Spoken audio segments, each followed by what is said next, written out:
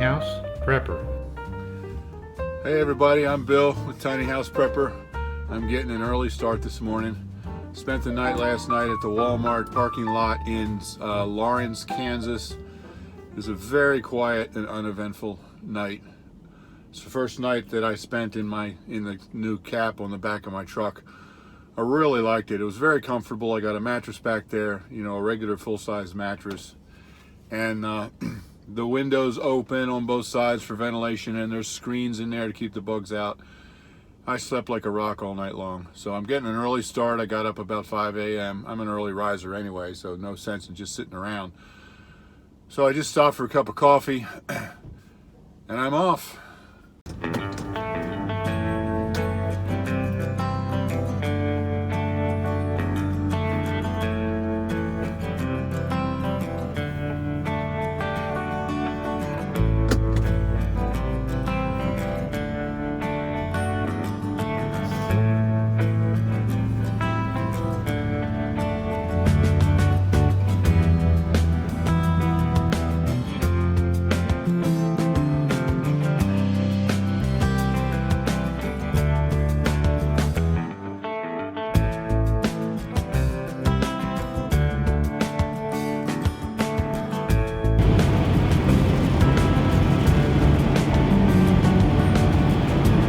I have just left the trees behind.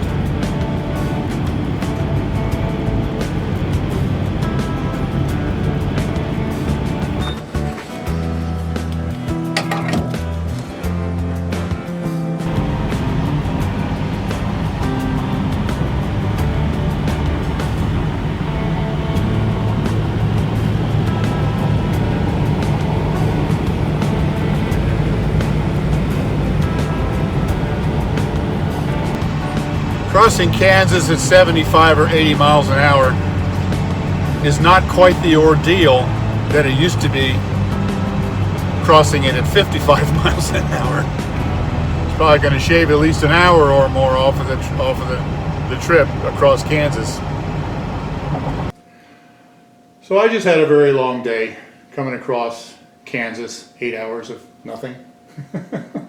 Here I am in Colorado Springs. I'm very, very happy to be here. We used to live here. This is actually where I met Elizabeth when I was first stationed here at Fort Carson in 1976. I came here. Wow. Yeah. And then a few years later I went to Greeley, Colorado, and I went to UNC up there. And while we were there, we met this lovely couple. This is good friends of ours, Jim and Diane. We met them at church up there. And have you ever just had friends that like you connect instantly and you feel like you've always known them, you know? That's exactly how it was. Yeah, that's the way they are. And in fact, when we were living up there in the same town as them, we got together every Friday night for what we call the Friday Night Club. And it was just sort of a social thing, you know, outside of church, but it started with just us two couples, and right. Then slowly more and more people got involved, and it became a real serious endeavor. But then we left Greeley in 1987, and then we were talking about we've seen each other once since then, right? And you said 90. I think so. I think 91? In 91 probably. Yeah. So we haven't. It was when I graduated from police academy. Do you recall what year that was? That would have been 94. Really? Was it that far? I started the sheriff's office in 90. Yeah. Worked in the jail and then went to academy. It was 94. Okay. I think it was 94. Well, still something like 24 years. Yeah. Since we've been face to face. Right. So, you know, we've been Facebook friends and stuff like that, but so I knew I was coming through. I gave Diane a call and said, "Do you have an extra spare room?" And she said, "You better stop." So it's just very, very wonderful to catch up with them. And now that I'm here, I feel like we've never been apart. Yeah. So anyway, I'm just thoroughly enjoying my evening here with them, and I'll be off again tomorrow on my way to. Well, actually, I'm going to Greeley to see some other old friends, and then from there on my way to California again. So. We're just so glad he stopped by and get a chance to catch up. And Elizabeth, if you're watching, we're sorry to miss you. but next time you gotta make sure you come along. Yeah, well, we'll be back again now that we have that trailer. We call it our cottage. by the Yeah, way. Yes. yeah, Yes. Now that we have our cottage, yeah, we'll be out here again. absolutely, we love it, love it. Well, another adventure. All right, thanks, guys. Uh-huh.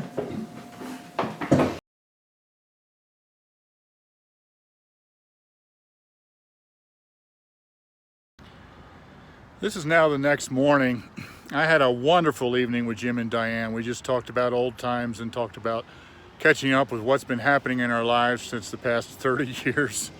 And after I'd been there for an hour, it's like I had never been away from them. That's the nature of really close friends, that once there's a lifetime connection, you never lose that friendship and that closeness. It was really wonderful. And of course, we determined to not let so many years go by next time before we were in contact again. So as I was leaving their house yesterday, while I was driving through Kansas, I got my windshield got hit by a rock, and it gave me a little star on my windshield, and I'm afraid that it's going to spread worse. So when I left their house, I went to the GPS and searched for Advance Auto. I found an Advance Auto store, and I bought a glass repair kit. And so then I searched for a city park, and here I am. I think this is in the town of Fountain, maybe, just south of Colorado Springs. City park here. I'm parked in the shade, and I'm doing this repair on my windshield so that little star doesn't grow any bigger. And this process is going to take probably at least an hour, so I need to get this done before I can head out anywhere else. Now you can see right here, this is the plunger that I use to apply the glue to repair the glass kit. I'm not going to get into showing you how to do this. That would be a whole video all in itself. But I put this on there, and it's got to sit for 10-15 minutes. Then I have to do another process that has to sit for another half hour. The whole thing takes about an hour, and hopefully that'll take care of the crack so it won't get any worse. Then once this is repaired, I have a number of things that I want to do here in Colorado Springs before I head up to Greeley. I think I'm going to stop in at Fort Carson. That was my first duty station when I was in the Army, and I haven't been there since '78. And go to the PX and stuff. And I don't know, a couple of other little things. And then I'll head up to Greeley, where my next stop is. That's about a 2.5 hour drive to see some other old friends that I haven't seen in years.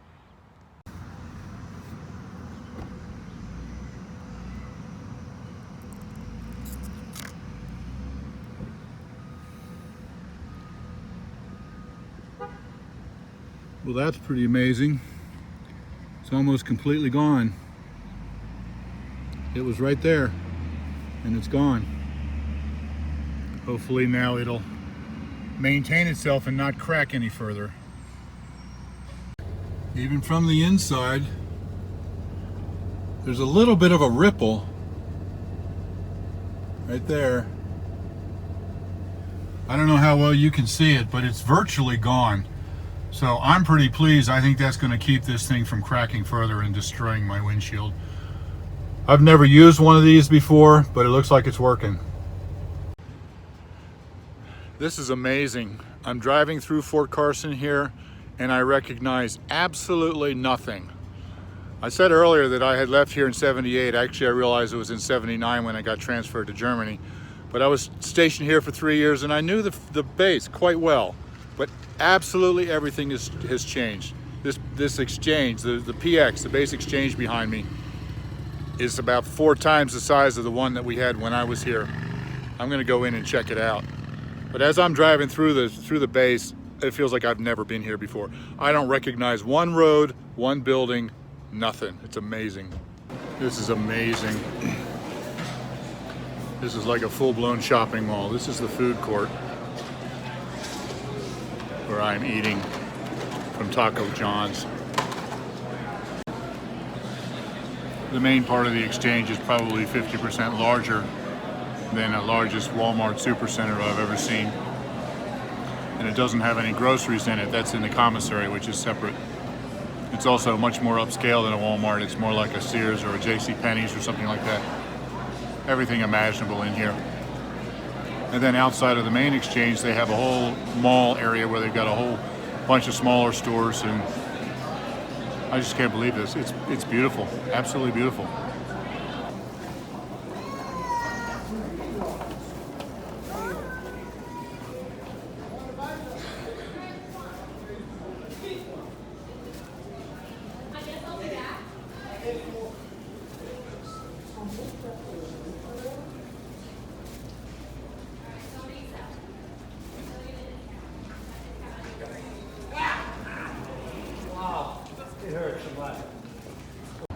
So I was finally able to find another U.S. Army retired sticker to put on the back of my truck. And as I was putting it on here in the PX parking lot, a young soldier in uniform walked past and he looked at that and he said, he saw me stepping back to look at it. And he said, "That looks really nice." Made me feel great.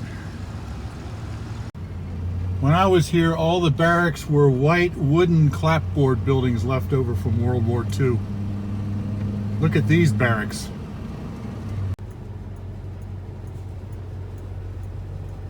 These barracks are everywhere, all over Fort Carson. They house an entire infantry division. I don't know what that is now, but when I was here, that was about 22,000 troops. All right, I guess I'm done sightseeing Fort Carson, so I'm off to Greeley. Got to drive through Colorado Springs and through Denver to get to Greeley.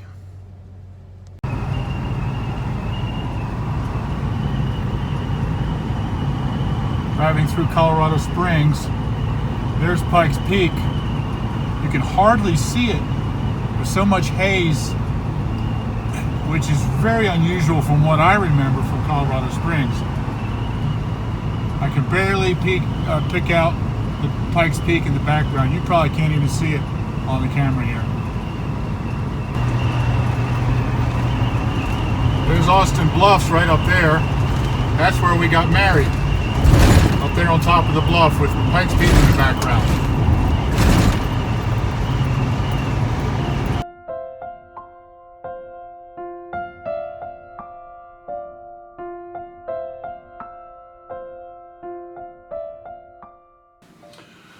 So here I am in Greeley, finally, and this is my buddy Bob. And what state is Greeley in? Colorado. Oh, there you go. Yeah, Okay. yeah, they all know I'm in Colorado. Oh, okay. I didn't know. So I want you to meet my buddy Bob.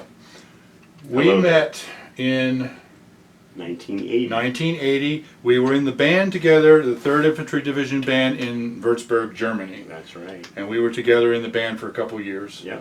And then I got out and I came back here to Greeley to go to school. I went to UNC, the University of Northern Colorado. And then you went to Fitzsimmons Army Medical Center, right? In Aurora and near Denver. Yeah. And then after you got out, you decided to stay here. I stayed here because I love the mountains. So And I was close to my buddy. Yeah. I mean, I needed to So- be with my... well, there's that too. Yeah. So we were involved in music and church for a couple of years, and then I went back into the Army in 1987, back into the band. Yeah. And I have not seen this guy since 1987. 31 years. 31 years. That just Yeah. blows me away. Yeah. Boy, do we look good. Yeah. So he's got kids that are grown and out of the house, and I've never met them. Never met them. 28, 26, and 24. Yeah. My goodness. So anyway, this man right here is a fabulous musician. And Thank you. in the band, he was a clarinet player. Yeah. But what do you do now? Well, clarinet was my primary, and I Right. love that. But now I am the accompanist at an arts magnet school for 3 choirs, 2 orchestras, and the spring play. On the clarinet. On the piano. On the piano. On the piano. I play many instruments, but Yeah. I am primarily a keyboardist at this point. Right. Due to a mishap. Yeah. Due to a mishap, it's getting harder to play without my pinky. Other instruments, Yeah. but I try. I still have fun. So the clarinet's fun without that little finger. I just miss those notes, you know. Okay. Okay. I still do it. So we've been sitting here just catching up on it. How do you catch up on 30 years of stuff? It's pretty hard, but I think we're doing a pretty good job. Yeah. But you know, I was down in Colorado Springs with Jim and Diane. With Jim and They were Diane. also up here. We were all in the same church. So Yeah. And when I was down there, after I'd been there an hour, it was like I'd never been gone. And it's the same. Isn't with it you. great? It's Yeah. like you pick up where you left off, Yeah, because absolutely. we have so much history Yeah, together it's just already. It's just that we're both gray now, and I don't know how that happened. Oh my gosh, right? But it's just so cool to have just lifelong bosom buddy friends that you can Absolutely. you can miss decades and still feel Pick the up- same yes, connection. Yeah. Absolutely. Right. So he brought me down, showed me where I'm going to sleep in his basement. He's got a nice place here for me, and then he said, "Let me show you my playroom." And he opened the door. Move over a little bit. And you can see several keyboards here. This is only a part of it. Let me show you all of it. So this is your playroom. This is my toy room, well, Your my toy tool room. Tool room. My son said these There are you go. tools. There you go. And, This is amazing. He's collected these over the decades, I think. yeah, these allow me to do what I love to do in playing the keyboard in many facets of synthesizing and creating sounds and textures and having fun. And some of these are classics, like from the 60s and 70s. And Absolutely. yeah, Absolutely. this Fender Rhodes here is amazing. When I first joined the Army band and the jazz band in the 70s, Yes. all we had was a Fender Rhodes. Yeah. Yep, That was the workhorse of the day. yep. And then this one you said was the... That's developed by Robert Moke, a mini Moog Model D, again made somewhere in the late 60s, early 70s. Yeah. So I don't have the exact date of this model, but it's pretty cool. Original stuff. Yeah.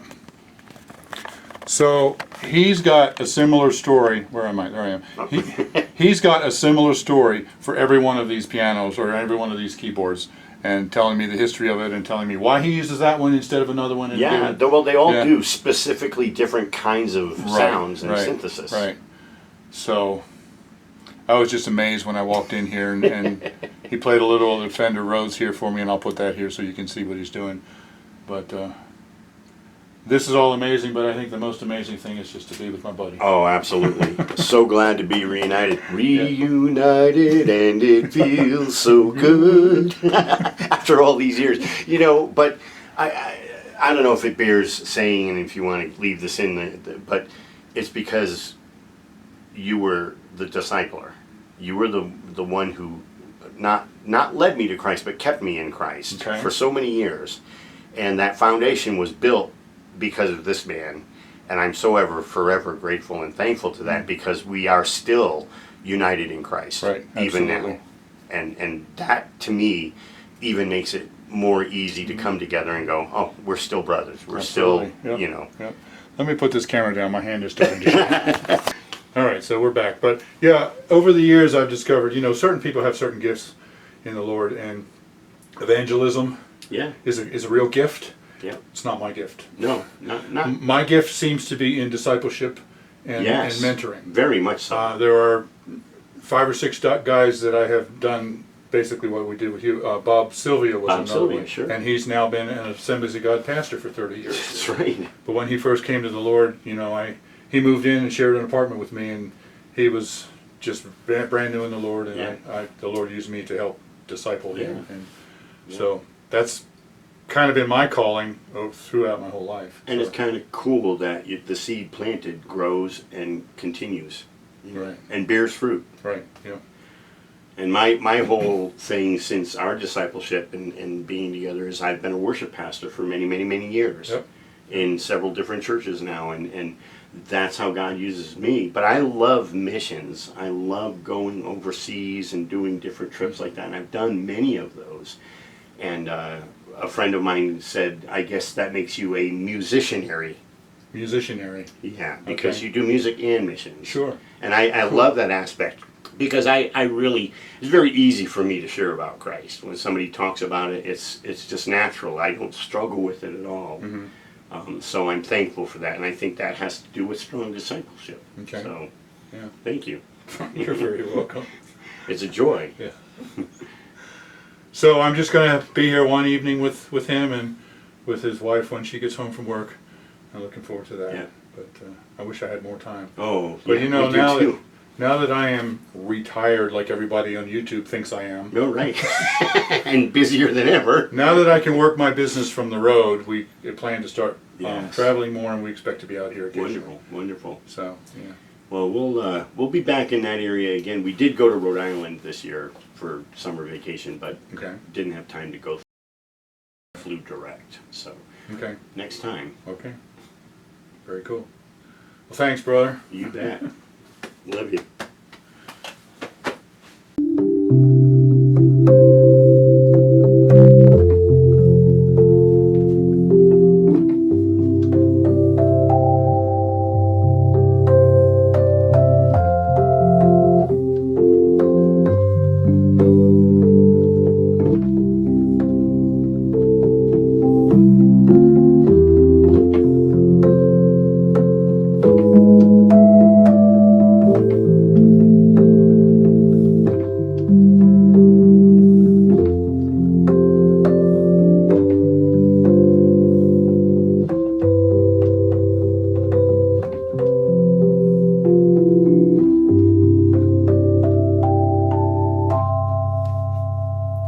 Very nice.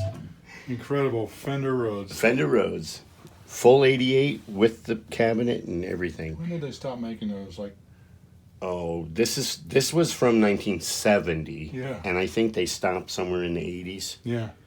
All of the jazz bands that I first started playing with when I was in the Army, that's all we had was the Rhodes. Oh yeah. Yeah. I always wanted one. Yeah. I kicked myself when I didn't buy what's his face's in Germany. Blonde haired guy. Remember he had the Fender Rhodes? Yeah. I can't think of his name. But I kicked myself forever not buying that. But he only had the he didn't have the cabinet. He Okay. just had just the Right. top. Right. But this one was just sitting there for years, unused, in the box, in the cabinet and whatever. And the guy said, "If you can cart it out of here, it's yours." I opened it up. I took the cover off. The tines, almost impeccable. Wow. I mean, I was like, I didn't have to do anything to this. Huh. Beautifully. My son goes, "Oh, Dad, I got to record on that because nobody has these." Absolutely. And I said, "Well, I'm not moving it. You can come here." So this is my alma mater, University of Northern Colorado. I graduated from here in 1985 with a degree in accounting. And so I haven't been back here since 1987. Everything's changed so much I can't believe it. It's like everything else I'm seeing in Colorado. Now for about 5 years I was actually in the National Guard band in Raleigh, North Carolina. And there was rumors that there was another UNC somewhere there in Colorado, but it was never actually, those rumors were never actually confirmed. So anyway, UNC, my alma mater.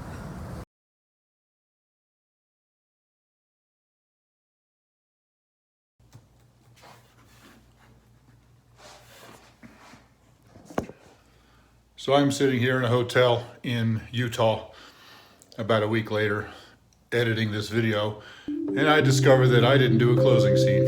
So this is my closing scene. I spent the evening, just had a wonderful time with Bob and Kim, and I was off again in the morning. So if you want to continue the adventure, watch the next video that comes out as I head out through the mountains of Colorado and on to Utah. And so please like the video if you've found it enjoyable, and I'll see you next time.